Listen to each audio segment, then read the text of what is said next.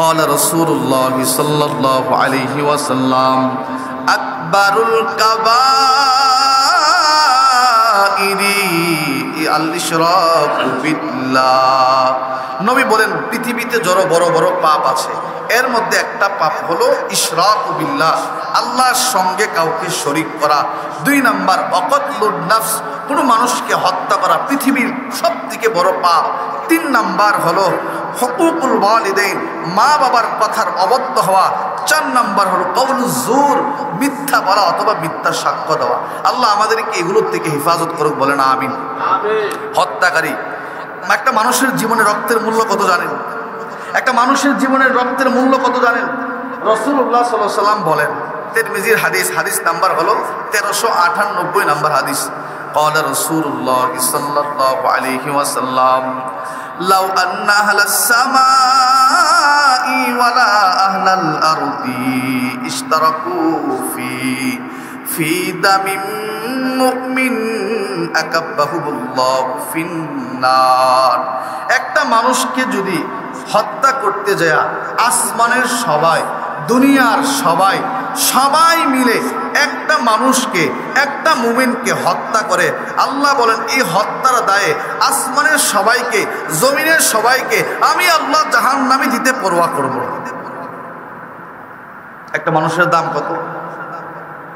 পুরো হাত আসমানবাসী জমিনবাসীকে আমি আল্লাহ জাহান্নামে দিয়ে দেব, শুধু এই কারণে কেন সে মানুষটাকে হত্যা করে। নাসাই শরীফ হাদিস নাম্বার 2988 নাম্বার হাদিস।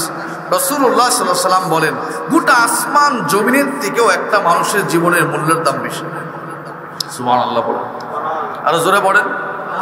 একটা মানুষের জীবনের মূল্য আসমান জমিনের থেকেও বেশি। قال رسول الله صلى الله عليه وسلم, নবীজি সাল্লাল্লাহু আলাইহি ওয়াসাল্লাম বলেন, আল্লাহর নবী বলেন গোটা দুনিয়া যদি ধ্বংস হয়ে যায়, আহওয়ানু ইনদাল্লাহ মিন কতলি রাজুলিন মুসলিমিন, আল্লাহর কাছে গোটা দুনিয়া যদি ধ্বংস হয়ে যায়, ওই ধ্বংসটা আল্লাহর কাছে এত গুরুত্ব নয়। একটা মানুষ, একটা মুসলমানের জান যদি হত্যা করা হয়, তো এই বিষয়টা যতটা গুরুত্বপূর্ণ, সারা দুনিয়া ধ্বংস হয়ে গেলেও আল্লাহর কাছে এত বেশি গুরুত্ব নয়। অন্যায়ভাবে কোনো একজন মানুষকে যদি হত্যা করা হয়, সূরা বনী ইসরাঈল আয়াত নাম্বার 70 আল্লাহ বলেন, ওয়ালাকাদ কাররামনা বানি আদম ওয়া হামালনাহুম ফিল বাররি ওয়াল বাহর ওয়ারযাকনাহুম মিনাত তাইয়্যিবাতি ওয়া ফাদ্দালনাহুম আলা কাসীরিম মিম্মান খালাকনা তাফদীলা। আল্লাহ বলেন বস্তুত আমি মানুষকে সম্মানিত করেছি, জলে এবং স্থলে চলার জন্য আমি বাহন দিয়েছি এবং খাবারের জন্য উত্তম রিজিকের ব্যবস্থা করে দিয়েছি। সারা পৃথিবীর সমস্ত প্রাণীদের মধ্য থেকে মানুষকে আমি আল্লাহ শ্রেষ্ঠত্ব দান করেছি। মানুষকে শ্রেষ্ঠত্ব দিয়েছেন। দৈহিকভাবে মানুষ যদিও ছোট, কিন্তু আল্লাহ পৃথিবীর সমস্ত প্রাণীদের মধ্য থেকে শ্রেষ্ঠত্ব দান করেছে। 2 নম্বর সূরাতুত তিন আল্লাহ বলেন মানুষকে আমি উত্তম অবয়ব আকৃতি দিয়ে মানুষকে বানিয়েছি। 4টা কসম খেয়েছেন, ওয়াত্তিনি ওয়াজ্জাইতুন ওয়া তুরি সিনিনা ওয়া হাযাল বালাদিল আমিন লাকাদ খালাকনাল ইনসানা ফি আহসানি তাকওয়িম। আল্লাহ 4টা কসম খেয়ে বলেন আমি মানুষকে উত্তম অবয়ব আকৃতি দিয়া মানুষকে বানিয়েছি, যেটা পৃথিবীর অন্য কোনো প্রাণীকে বানাই নাই। যদিও আমরা মাঝে মাঝে চিড়িয়াখানাতে বিভিন্ন প্রাণী দেখার জন্য যাই, যা বলি পাখি, দোয়েল পাখি কত সুন্দর, হরিণ কত সুন্দর, নানান পশু পাখির প্রশংসা আমরা করি। তাফসীরের কিতাবের মাঝে আছে, মুফাসসির কেরাম বলেন পাখি এবং পশু পাখিরা তখন আমাদের জবাবে বলে, আমরা যে সুন্দর এটা তো তুমি বলেছো, আর মানুষ তোমরা যে সুন্দর এটা স্বয়ং আল্লাহ বলেছ। সুবহানাল্লাহ। তাহলে মানুষের দাম পৃথিবীর সমস্ত প্রাণী থেকে বেশি, মানুষের আকৃতি পৃথিবীর সমস্ত প্রাণী থেকেও সুন্দর।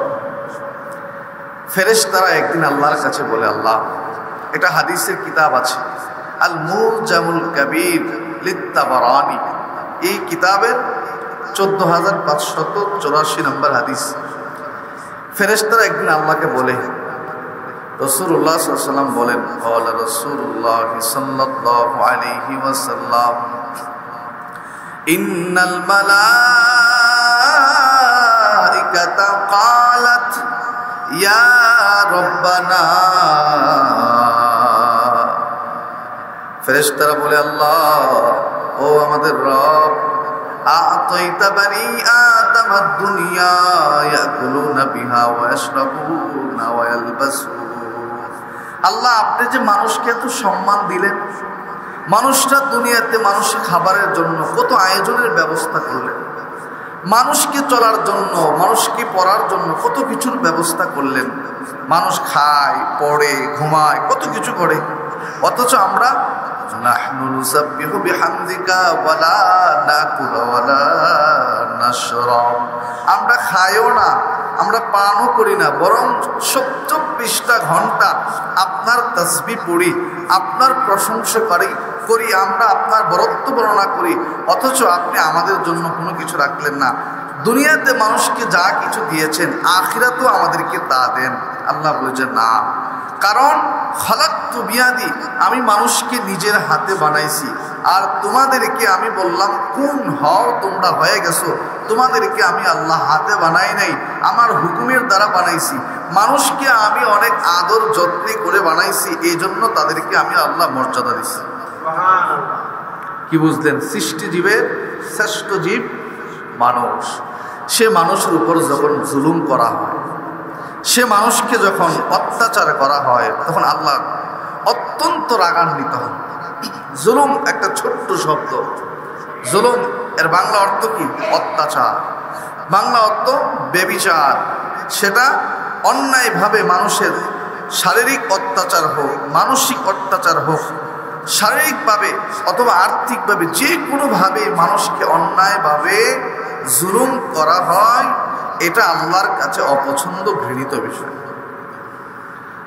শরীয়তের পরিভাষায় জুলুম বলা হয় ওয়াজউশ শাইই ফি গায়রি মাহাল্লাতি, যে কাজটা যেখানে রাখা দরকার, যে কাজটা যেখানে করা দরকার, এটা এখানে না করে ভিন্ন জায়গা করার নাম হলো জুলুম। ভিন্ন জায়গা করার নাম, আপনার বাড়িতে এক লোক কাজ করছে, সারাদিন পরিশ্রম করছে, সন্ধ্যাবেলায় উচিত হলো তার পারিশ্রমিক তাকে, বলেন না, পারিশ্রমিক তাকে দিয়ে দেওয়া। আপনি তাকে পারিশ্রমিক না দিয়ে আটকায় রাখছেন, কি করলেন? জুলুম করলেন। কি করলেন? সবাই বলেন, কি করছেন? জুলুম আল্লাহর কাছে ঘৃণিত। যে কোনোভাবে কোনো মানুষকে যদি জুলুম করেন, সেটা আর্থিকভাবে হোক, সেটা ক্ষমতার বলে হোক, সেটা বংশীয় বলে হোক, শক্তির বলে হোক, জ্ঞানের বলে হোক, যে কোনো পন্থায় যদি মানুষের উপর জুলুম করা হয়, আল্লাহ নারাজ হয়ে যায়। বলেন নাউজুবিল্লাহ। সূরাতুশ আশ-শুআরা আয়াত নাম্বার 44 আল্লাহ বলেন, ওয়া তারাস-সালিমিনা লাম্মা রাআউল আযাবা ইয়াকুলুনা হাল ইলা মারাদ্দিম মিন সাবিল। নবী, কিয়ামতের দিন আপনি জালেমদেরকে দেখবেন, যারা দুনিয়াতে জালেম হবে, গরিব দুঃখীদেরকে, অসহায় দরিদ্র মানুষদের উপর জুলুম করবে। আল্লাহ বলেন, নবী, কিয়ামতের দিন আপনি দেখবেন জালেমদেরকে যখন আমি আল্লাহ আযাব দিব, তখন তারা বলবে, আল্লাহ, কোনো কিছুর বিনিময়েও কি দুনিয়া থেকে ফিরে যাওয়ার সুযোগ আসেনি? তারাই কথা বলবে। জালেমরা আল্লাহর কাছে আর্তনাদ করবে, চাইবে দুনিয়াতে আসতে। আসার কোনো সুযোগ আছে? সবাই বলেন, আছে? আসার সুযোগ নাই। যারা দুনিয়াতে জালেম হবে, সেই কিয়ামতের দিন আল্লাহর কাছে আযাব থেকে পানা চাওয়ার জন্য বলবে, আল্লাহ আমাকে দুনিয়াতে পাঠান। সূরাতুদ দাহার আয়াত নাম্বার 31 আল্লাহ বলেন, যারা দুনিয়াতে জালেম হবে আমি আল্লাহ তাদের জন্য কঠিন আযাবের ব্যবস্থা করে রেখেছি। আল্লাহ বলেন, ইন্নায-যালিমিনা আ'আদ্দা লাহুম আযাবান আলীমা, নিশ্চয়ই যারা দুনিয়াতে জালেম হবে আমি আল্লাহ তাদের জন্য বেদনাদায়ক আযাবের ব্যবস্থা করে রেখেছি।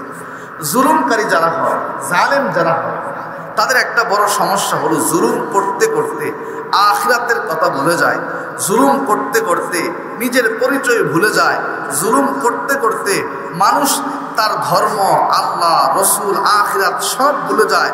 তার শুধু টাকা, তার শুধু ক্ষমতা, তার শুধু প্রাচুর্য লাগবে, এটা ঠিক রাখতে যায় দুনিয়ার সব করতে রাজি।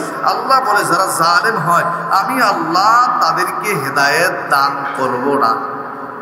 সূরাতুল আহকাফ আয়াত নাম্বার 10 আল্লাহ বলেন, ইন্নাল্লাহা লা ইয়াহদিল কওমায-যালিমিন, যারা জুলুম করে, যারা অন্যায়ভাবে মানুষের উপর আঘাত করে, অত্যাচার করে, আল্লাহ বলেন এই সমস্ত জালেমদেরকে আমি আল্লাহ হেদায়েত দান করি না, তাদেরকে হেদায়েত দিব না। আল্লাহ আমাদের সকলকে জুলুম থেকে হেফাজত করুক, বলেন আমিন। সারা জীবন খেয়াল রাখতে হবে আমার দ্বারা সামান্য পরিমাণ জুলুমও যেন না হয়। কি বলেন? আল্লাহ জুলুমকারীকে পছন্দ করে না। জুলুম এমন একটা বড় কঠিন বিষয় যেটা আল্লাহ নিজের জন্য আল্লাহ হারাম করছে। আচ্ছা, জুলুম কখন করে মানুষ? ক্ষমতার বলে, অর্থের বলে, শক্তির বলে, জ্ঞানের বলে। কি বলেন? এই কারণেই তো জুলুম করে। আচ্ছা, আল্লাহ থেকে ক্ষমতাবান কেউ আছে? সবাই বলে। আল্লাহ থেকে শক্তিশালী কেউ আছে? আল্লাহ থেকে মহাজ্ঞানী কেউ আছে? আল্লাহ বলে আমার এত বিশাল ক্ষমতা থাকার পরেও আমি আল্লাহ নিজের উপর জুলুমকে হারাম বানিয়ে দিয়েছি। সুবহানাল্লাহ। সহিহ মুসলিম শরীফ হাদিস নাম্বার 6338 নম্বর হাদিস। রাসূলুল্লাহ সাল্লাল্লাহু আলাইহি ওয়াসাল্লাম বলেন, ক্বালা রাসূলুল্লাহ সাল্লাল্লাহু আলাইহি ওয়াসাল্লাম, আনিল্লাহি ইয়া ইবাদি ইন্নী হারামতু যুলমা আলা নাফসি ওয়াজআলতু বাইনাকুম মুহাররামা ফালা তাযালামু। রাসূলুল্লাহ সাল্লাল্লাহু আলাইহি ওয়াসাল্লাম বলেন, আল্লাহ পাক রব্বুল আলামিন বলেন, হে আমার বান্দারা, আমি আল্লাহ জুলুমকে নিজের উপর হারাম করে দিয়েছি। আমি আল্লাহ জুলুমকে নিজের উপর হারাম করে দিয়েছি। তোমাদের উপর আমি আল্লাহ জুলুমকে হারাম বানালাম। সাবধান, কখনো কারো উপর জুলুম করবা না। আমি আল্লাহর এত ক্ষমতা থাকার পরেও কারোর উপর জুলুম করি না। তোমাদেরকে বলছি তোমরা কখনো জুলুম করবা না। যারা জুলুম করে কিয়ামতের ময়দানে অন্ধকার হয়ে, জালেমরা অন্ধকার হয়ে কিয়ামতের ময়দানে। সহিহ বুখারী হাদিস নাম্বার 2447 নম্বর হাদিস। قال رسول الله صلى الله عليه وسلم الظلم ظلمات يوم القيامة। কিয়ামতের দিন কিছু মানুষ অন্ধকার হয়ে উঠবে, পুরো হাসরবাসী দেখলেই চিনবে দুনিয়াতে তারা জালেম ছিল, মানুষের উপর অত্যাচার করে। আল্লাহ আমাদেরকে জুলুম থেকে হেফাজত করুন, বলেন আমিন। আরে মানুষের উপর জুলুম করা তো জঘন্য পাপ। আল্লাহ বলে একটা প্রাণীর উপরও যদি কেউ জুলুম করে, প্রাণীর উপর, সেটাও আল্লাহ বরদাস্ত করেন না। জুলুম এত বড় জঘন্য অপরাধ। নাসাই শরীফ হাদিস নাম্বার 4447 নম্বর হাদিস। আমাদের ছোট ছোট বাচ্চারা দেখলো অনেক সময় গোলাইন দিয়া পাখি মারা না, চড়ুই পাখি করে মারে দেয়, হ্যাঁ, অথবা একটা টিল দিয়া এটা মারছে, পাখি মেরে ফেলছে। নাসাই শরীফ হাদিস নাম্বার 4447 নম্বর হাদিস। নবীজি কি বলে দেখেন, قال رسول الله صلى الله عليه وسلم من قتل عصفورا عبثا حج إلى الله عز وجل يوم القيامة। ওই যে অন্যতম অহিতুক একটা চড়ুই পাখি গোলাইন দিয়া মারছে অথবা ঢিল দিয়া একটা পাখিকে মেরে ফেলছে, ওই পাখিটা কিয়ামতের ময়দানে আল্লাহকে ডাক দিয়ে বলবে, উচ্চ সুরে ডাক দিবে, বলবে, ইয়া রাব্বি, হে আমার রব, ইন্না ফুলালান কাতালানি আবাসা, তোমার বান্দা আমাকে অহেতুক কোনো কারণ ছাড়া গুলি করে অথবা ঢিল দিয়ে আমাকে মারছে, হত্যা করছে। আল্লাহ, আমি আজকে তোমার কাছে ওই হত্যাকারীর বিচার চাই। একটা পাখিকে অনর্থক কেউ মারলে ওই পাখি কিয়ামতের ময়দানে আমার আপনার বিরুদ্ধে আল্লাহর কাছে অভিযোগ করবে। পাখিকে মারা যদি হারাম হয়, পাখিকে মারা যদি এতটা ভয়ানক হয়, মানুষকে মারা যাবে? আরে কথা বলেন, মারা যাবে? সহিহ বুখারীতে আছে, হাদিস নাম্বার 3482 নম্বর হাদিস। একজন মহিলাকে শুধু কিয়ামতের দিন এই জন্য জাহান্নামে দেওয়া হবে যে মহিলাটা একটা বিড়ালকে খাটের সাথে বেঁধে, অনর্থক একটা বিড়ালকে বেঁধে রেখে হত্যা করেছে। কিয়ামতের ময়দানে তারে শুধুমাত্র এই কারণে জাহান্নামে নিক্ষেপ করা হবে। বলেন নাউজুবিল্লাহ। সহিহ বুখারী হাদিস নাম্বার 3482 নম্বর হাদিস, 3482 নম্বর হাদিস। قال رسول الله صلى الله عليه وسلم عذبت امرأة في هرة سجنتها حتى ماتت فدخلت فيها النار। রাসূলুল্লাহ সাল্লাল্লাহু আলাইহি ওয়াসাল্লাম বলেন, একজন মহিলা একটা বিড়ালকে অহেতুক বেঁধে রাখছে। ওই বিড়াল তাদের খাবারও দেয় নাই, পানিও দেয় নাই, যাবতীয় তার প্রয়োজনীয় কোনো কিছু দেয় নাই, ছাড়েও নাই যে সে নিজে নিজে খাবার খাবে। বিড়াল তাকে শখের বশে বেঁধে রাখছে। এই অবস্থায় ক্ষুধার যন্ত্রণায় মারা গেছে। একটা ছোট্ট প্রাণী বিড়ালের উপর অবিচার করার কারণে আল্লাহ রাগান্বিত হয়ে বলেন, তাকে আমি আল্লাহ জাহান্নামে নিক্ষেপ করব। নাউজুবিল্লাহ। একটা ছোট্ট বিড়ালের প্রতি অবিচার। এজন্য আমরা যারা পশু পাখি পালি, আমাদের দায়িত্ব হলো বেবিচার, অন্যায়, জুলুম যেন তাদের উপর না হয়। যতটুকু সাধ্য অনুযায়ী তাদেরকে আমরা আহার করতে দিব, তাদেরকে আমরা যাবতীয় যা যা লাগিয়ে দিব।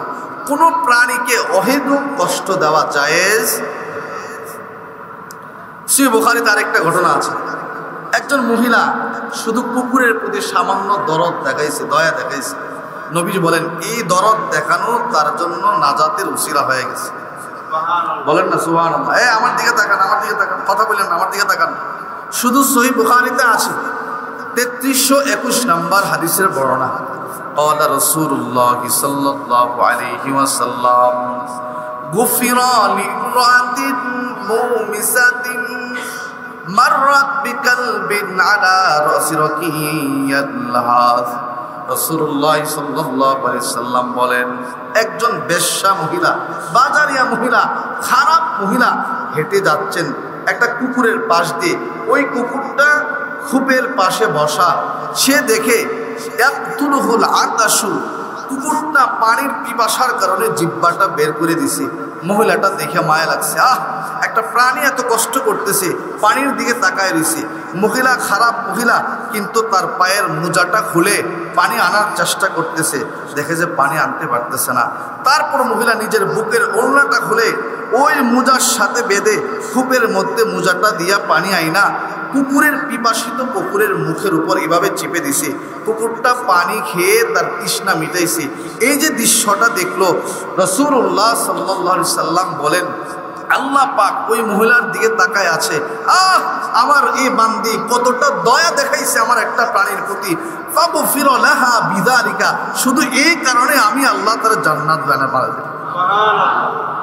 একটা কুকুরের প্রতি মায়া দেখানোর কারণে মহিলা জান্নাতি হয়ে গেছে। কি বলেন? সারা জীবন মনে থাকবে। একটা কুকুরের প্রতি দয়া দেখার কারণে মহিলা জান্নাতি হয়ে গেছে। আর এই দয়াটা যদি মানুষের প্রতি হয়, সহিহ বুখারী হাদিস নাম্বার 6013 নম্বর হাদিস। قال رسول الله صلى الله عليه وسلم من لا يرحم الناس لا يرحم الله। যে ব্যক্তি মানুষের প্রতি দয়া দেখায় না, আল্লাহ বলেন ওই ব্যক্তির প্রতি আল্লাহ নিজেও দয়া দেখায় না। বলেন না নাউজুবিল্লাহ। যে মানুষের প্রতি দয়া করে না, যে মানুষের প্রতি সহানুভূতি দেখায় না, আল্লাহর রাসূল বলেন আল্লাহ তার প্রতি সহানুভূতি। একটা প্রাণীর প্রতি সহানুভূতি দেখাইলে জান্নাতে যাওয়া যায়। কি বলেন? একটা প্রাণীকে কষ্ট দিলে কোথায় যাওয়া লাগে? আরে কথা বলেন, কোথায়? একটা প্রাণীকে কষ্ট দিলে জাহান্নাম। একটা প্রাণীকে সহানুভূতি দেখাইলে যদি জান্নাতে যাওয়া যায়, সৃষ্টির শ্রেষ্ঠ জীব মানুষের প্রতি দয়া দেখাইলে রাব বলেন যে মানুষের প্রতি দয়া দেখাবে আমি আল্লাহ তার প্রতি দয়া দেখাবো। রাসূলুল্লাহ সাল্লাল্লাহু আলাইহি ওয়াসাল্লাম হযরত মুআজ রাদিয়াল্লাহু তাআলা আনহুকে যখন ইয়ামিনের গভর্নর হিসাবে পাঠান, নবীজি উনাকে আগে দিয়ে আসতে যাচ্ছেন।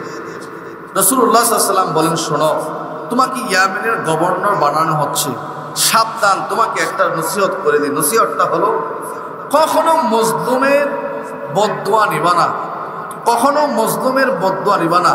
মজলুমের বদদুয়া থেকে নিজেকে বাঁচায় রাখবা, কারণ মজলুম যখন বদদুয়া করে আল্লাহর আরশ আর ওই বান্দার মাঝে কোনো ধরনের পর্দা থাকে না।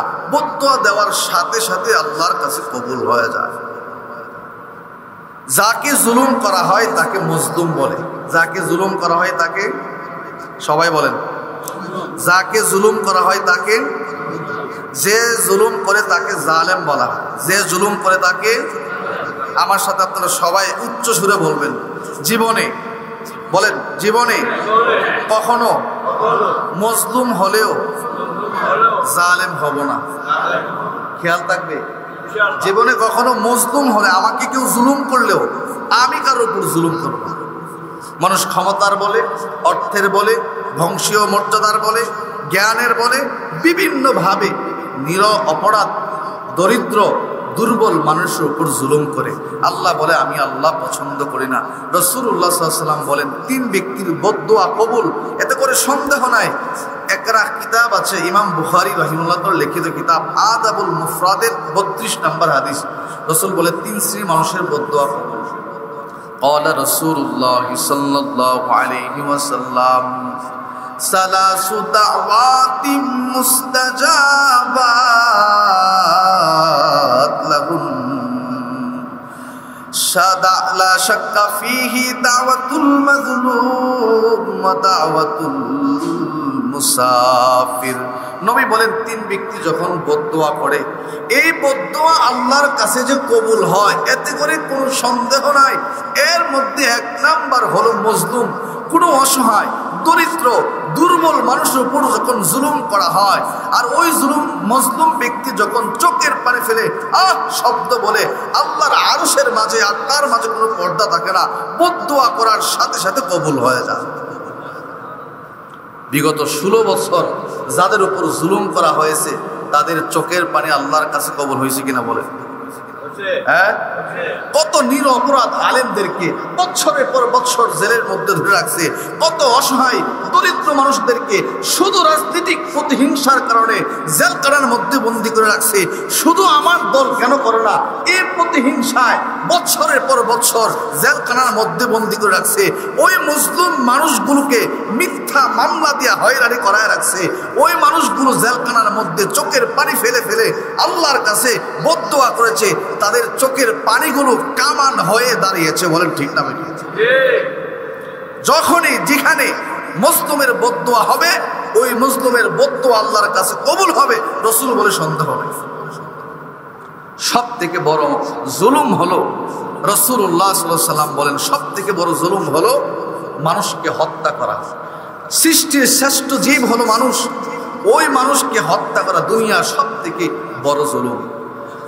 সূরাতুল আনআম আয়াত নাম্বার 151 আল্লাহ বলেন, সাবধান, কখনো মানুষকে হত্যা করো না। قال رسول الله صلى الله عليه وسلم, সহিহ বুখারীতে আছে, আল্লাহর নবী বলেন, সিবাবুল মুসলিমি ফুসুকুন ওয়া কিতালুহু কুফরুন। মানুষকে, মুসলমানকে গালি দেওয়া একটা ফাসিকি কাজ, কবিরা গুনাহ, আর মানুষকে হত্যা করা এটা কুফরি। আল্লাহ আমাদেরকে এই ধরনের গুনাহ থেকে বেঁচে থাকার তৌফিক দান করুন। বলেন আমিন। সূরাতুল আনআম আয়াত নাম্বার 151 আল্লাহ বলেন, ওয়ালা তাকতুলুন নাফসাল্লাতী হারামাল্লাহু ইল্লা বিল হক। সাবধান, কখনো কোনো মানুষকে হত্যা করো না সঙ্গত কারণ ব্যতীত। আল্লাহ যাকে হত্যা করার কথা বলছেন, শরীয়তের 3 শ্রেণীর মানুষদেরকে হত্যা করার কথা বলছেন। 1 নাম্বার, যে অন্যকে হত্যা করে, যে অন্যকে মারে, তাকে তার বদলা স্বরূপ হত্যা করা জায়েজ। 2 নাম্বার, বৈবাহিক অবস্থার পরে যে ব্যভিচারে লিপ্ত হয়, জিনাহে লিপ্ত হয়, তাকে হত্যা করা জায়েজ। 2 নাম্বার। 3 নাম্বার হলো যে নাকি মুরতাদ হয়ে যায়, ইসলাম ত্যাগ করে, ইসলামের বদনাম ঘটায়, আল্লাহ রসুলকে নিয়ে কটূক্তি করে, তাকে হত্যা করা জায়েজ। তাও এই 3 ব্যক্তিকে হত্যা করা জনসাধারণের উপর দায়িত্ব নয়, রাষ্ট্রীয়ভাবে খেলাফত কায়েম করে রাষ্ট্রনায়ক তাদেরকে হত্যা করবে। এছাড়া এই 3 ব্যক্তি যারা, কাউকে হত্যা করা জায়েজ, বলেন না সবাই জায়েজ। আজকে আমাদের সমাজে হত্যা হয়, বলেন না হত্যা হয় না? কি পরিমাণ হত্যা, কি পরিমাণ খুন, কি পরিমাণ জুলুম নির্যাতন, পুরা সমাজ, পুরা দেশ ছেয়ে গেছে। বলেন ঠিক না বেঠিক? আজকে মানুষের রক্ত, মানুষের জীবন একটা কুকুরের চাইতেও কম দাম হয়ে গেছে। কি বলেন? জায়গায় জায়গায় হত্যা হচ্ছে, জায়গায় জায়গায় খুন করা হচ্ছে। রাসূলুল্লাহ সাল্লাল্লাহু আলাইহি ওয়াসাল্লাম বলেন, দুনিয়ার সব থেকে বড় পাপ হলো মানুষকে হত্যা করা। সহিহ বুখারী হাদিস নাম্বার 6871 নম্বর হাদিস। قال رسول الله صلى الله عليه وسلم أكبر الكبائر الإشراك بالله। নবী বলেন পৃথিবীতে যত বড় বড় পাপ আছে, এর মধ্যে একটা পাপ হলো ইশরাক বিল্লাহ, আল্লাহর সঙ্গে কাউকে শরীক করা। 2 নাম্বার অকতলুন নফস, কোনো মানুষকে হত্যা করা পৃথিবীর সবথেকে বড় পাপ। 3 নাম্বার হলো হুকুকুল ওয়ালিদাইন, মা বাবার কথার অবদ্ধ হওয়া। 4 নাম্বার হলো কওলুজ জুর, মিথ্যা বলা অথবা মিথ্যা সাক্ষ্য দেওয়া।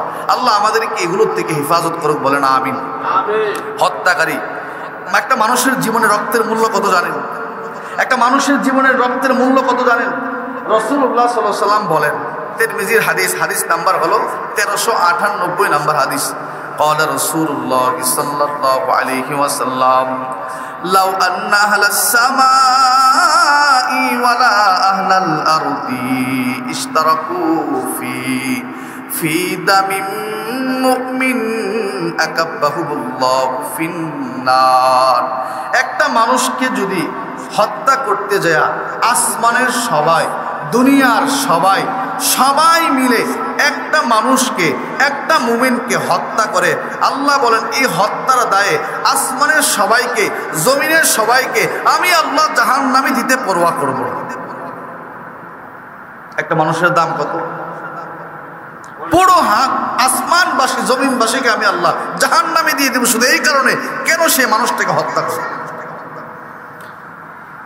নাসাই শরীফ হাদিস নাম্বার 2988 নম্বর হাদিস। রাসূলুল্লাহ সাল্লাল্লাহু আলাইহি ওয়াসাল্লাম বলেন, গোটা আসমান জমিনের থেকেও একটা মানুষের জীবনের মূল্যের দাম বেশি। সুবহানাল্লাহ বলেন, আরো জোরে বলেন। একটা মানুষের জীবনের মূল্য আসমান জমিনের থেকেও বেশি। قال رسول الله صلى الله عليه وسلم, নবীজি সাল্লাল্লাহু আলাইহি ওয়াসাল্লাম বলেন, আল্লাহর নবী বলেন, গোটা দুনিয়া যদি ধ্বংস হয়ে যায়, আহওয়ানু ইনদাল্লাহ মিন কতলি রাজুলিন মুসলিমিন, আল্লাহর কাছে গোটা দুনিয়া যদি ধ্বংস হয়ে যায়, ওই ধ্বংসটা আল্লাহর কাছে এত গুরুত্ব নয়, একটা মানুষ, একটা মুসলমানের জান যদি হত্যা করা হয়, তো এই বিষয়টা যতটা গুরুত্বপূর্ণ, সারা দুনিয়া ধ্বংস হয়ে গেলেও আল্লাহর কাছে এত বেশি গুরুত্ব নয়। অন্যায়ভাবে কোনো একজন মানুষকে যদি হত্যা করা হয়, ওই হত্যার বিষয়টা আল্লাহর কাছে যত গুরুত্বপূর্ণ। সবচেয়ে বড় দুঃখের বিষয় হলো আজকে আমরা যেদিকে তাকাই, হত্যা, খুন, খুন, চাঁদাবাজি, ধর্ষণ, পুরো দেশটা একটা নরকীয় অবস্থা সৃষ্টি হয়ে গেছে। তোরা বলেন ঠিক না বেটি? গত সপ্তাহ ঢাকাতে একটা লোককে আপনারা দেখছেন না কিভাবে হত্যা করছে? একেবারে নরকীয় ভাবে ওই যে সোহাগকে হত্যা করা হলো, এক পাথর দিয়ে তার মাথা তেতলিয়ে দেওয়া হলো, হাজার হাজার মানুষের হলো। একটা কুকুর কেউ মারতে মানুষের মায়া লাগে, অথচ লক্ষ হাজারো মানুষের সামনে তাকে মারা হলো, একটা মানুষ আগায় গেল না। অথচ আল্লাহর আরশ পর্যন্ত কেঁপে যায় যখন একটা মানুষকে অন্যায়ভাবে হত্যা করা হয়। কি বলেন?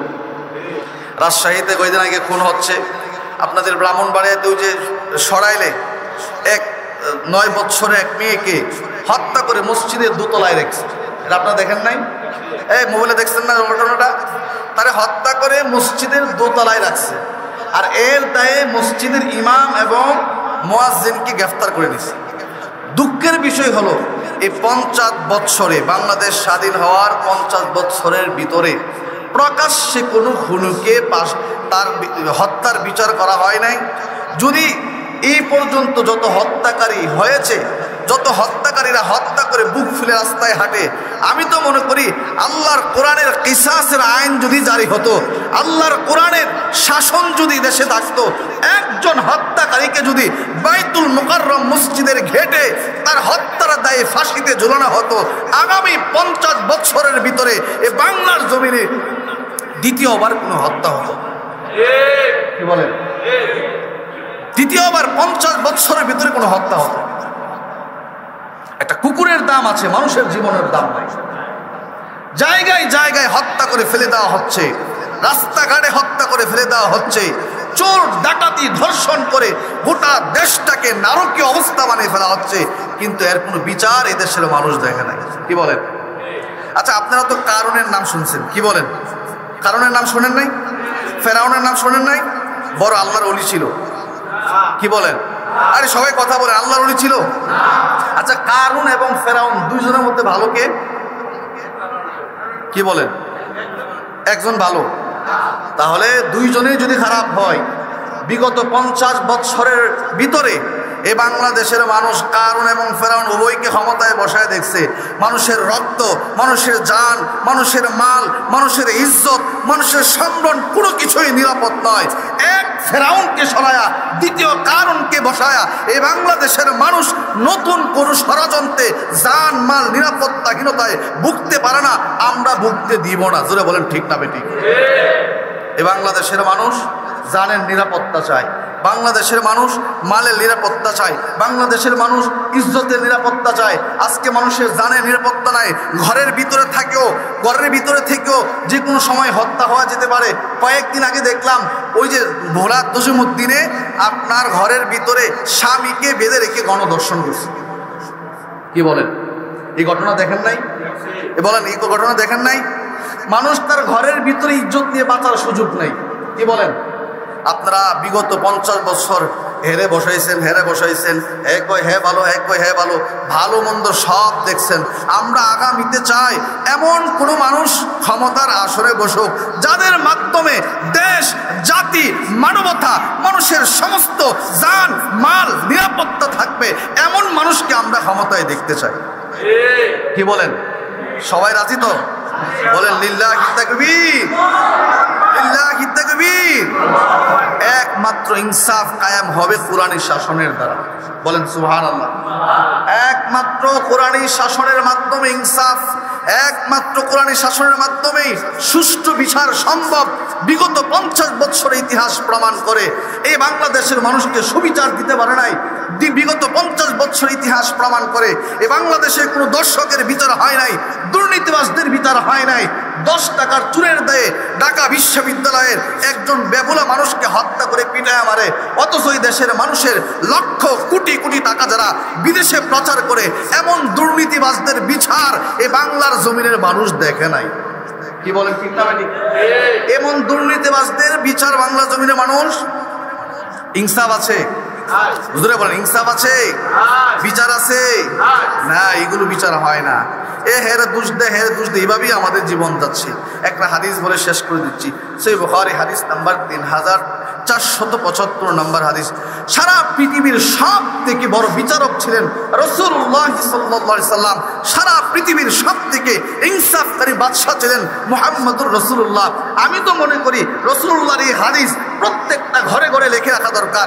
রাসূলুল্লাহর এই হাদিস প্রত্যেকটা কোর্ট কাছারিতে লিখে রাখা দরকার।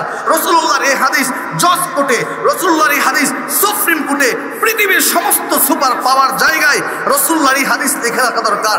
রাসূলুল্লাহ কি পরিমাণ ইনসাফ ভিত্তিক বিচার করে গোটা দুনিয়ার মানুষকে দেখায় গেছেন, সেই বুখারী 3475 নম্বর হাদিসে বর্ণনা আছে। রাসূলুল্লাহ সাল্লাল্লাহু আলাইহি ওয়াসাল্লাম বিচারকের আসনে বসা। কুরাইশ বংশের এক মহিলা চুরি করছে, নবীজির কাছে গিয়ে বলল, সাহাবা একদম সকলে মিলে পরামর্শ করছে, যে এই মহিলাকে কিভাবে বাঁচানো যায়। মাখজুম গোত্রের মহিলা, সম্ভ্রান্ত বংশের মহিলা, চুরের দায়ে হাত কাটলে তো ইজ্জত যাবে রসুলের, আমাদের ইজ্জত যাবে। সমস্ত সর্দাররা পেরেশানি করতেছে, হাই হাই কামটা করলো কিভাবে, এই মহিলার হাত কাটলে তো আমাদের ইজ্জত যায়। তো রসুলের কাছে একটা আবদার করা যায়, দেখা যাক রসুলের কাছে আবদার করে নি বিচারটা শিথিল করা যায়, বিচারটা ধামাচাপা দেওয়া যায়। আমাদের দেশে যেমন এক হত্যার পরে আরেক হত্যার নাটক আসলে আগের হত্যার সব কিছু ধামাচাপা হয়ে যায়, এভাবে একটু কিছুই করা যায়। সাহাবা একরাম নবীজির কাছে যায় যে বলবে, এই সাহস পাচ্ছে না।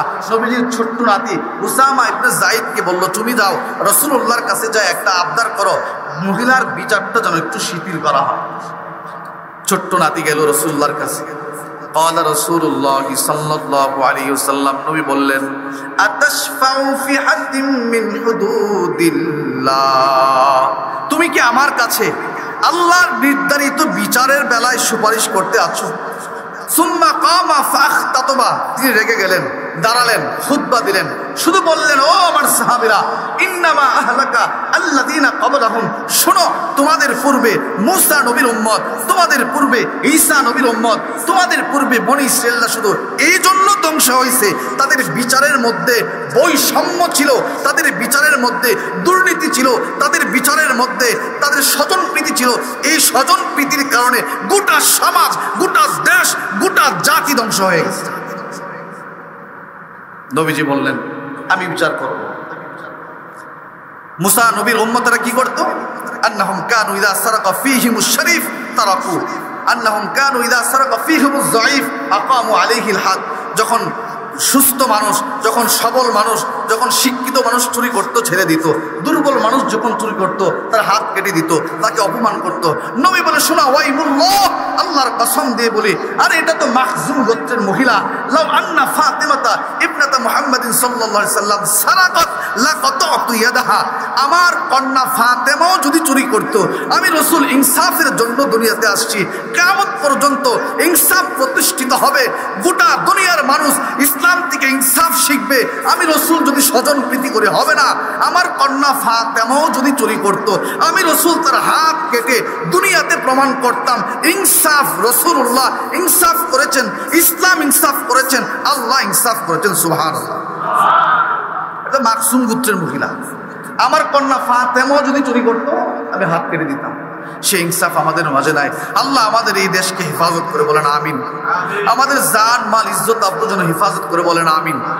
এই দেশের কত নাটক আপনারা দেখছেন, শুনছেন, আমরা এত কিছু বুঝি না, সাধারণ মানুষ আমাদের জান মালের নিরাপত্তা চাই, কি বলেন?